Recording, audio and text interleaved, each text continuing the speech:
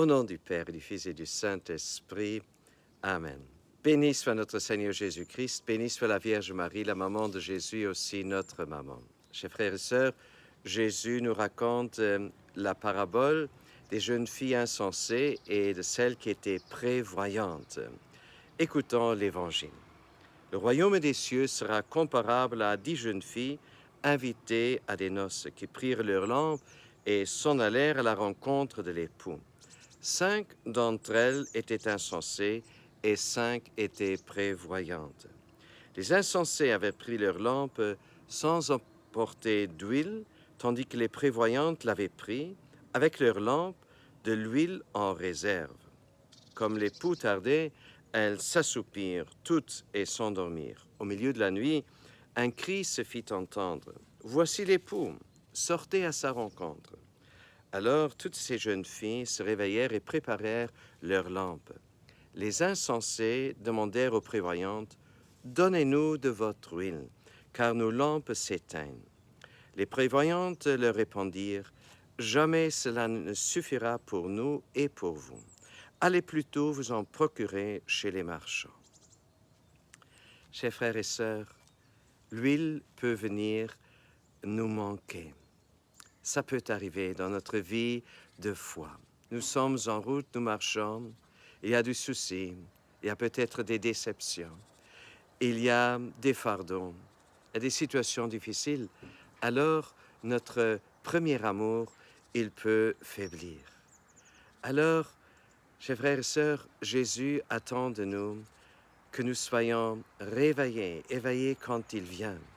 Et il va venir, un jour il va venir, soit avant notre mort il va venir dans sa gloire, ou alors au plus tard, lorsque nous allons fermer nos yeux ici-bas sur terre pour le rencontrer alors. Mais est-ce que nous aurons la force de le rencontrer? Est-ce que nous serons prêts? Alors l'huile, ça correspond à quoi? L'huile correspond à cette réserve pour marcher, pour que la route, que nous puissions faire la route vers Jésus. Je me rappelle de cette page de la Bible d'Élie qui était déçu, qui était en déprime, il voulait mourir. Alors un ange vient et le touche, le réveille et lui dit « Viens, mange, car la route est encore longue, sinon tu ne vas pas arriver à faire le chemin. » Chers frères et sœurs, il s'agit de faire le chemin maintenant avec Jésus, de le faire et d'avoir des réserves. Alors demandons au Seigneur ces réserves.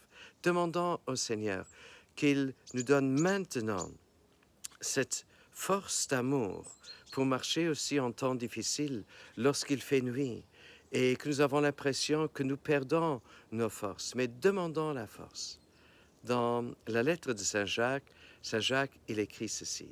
Si quelqu'un vient à manquer la sagesse ou qu'il n'a pas de sagesse, mais qu'il demande la sagesse à Dieu, et Dieu ne lui en voudra pas de demander cela. Et je crois que c'est pareil aussi pour l'amour, aussi pour les dons de l'esprit et les fruits de l'esprit. Nous pouvons demander à Dieu ces fruits, ces dons de l'esprit, surtout l'amour, pour que nous puissions tenir le coup, puisque nous puissions vraiment marcher sans nous fatiguer.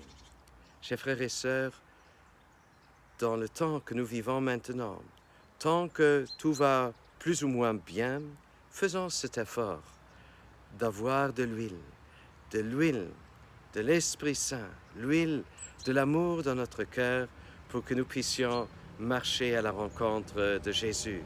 Que nous puissions marcher non seulement par obligation, mais que nous puissions marcher avec un cœur joyeux, plein d'attente. Et qu'il nous bénisse pour cela et nous accorde tout ce dont nous avons besoin pour faire la bonne route au nom du Père et du Fils et du Saint-Esprit. À nous tous, une bonne et une sainte journée.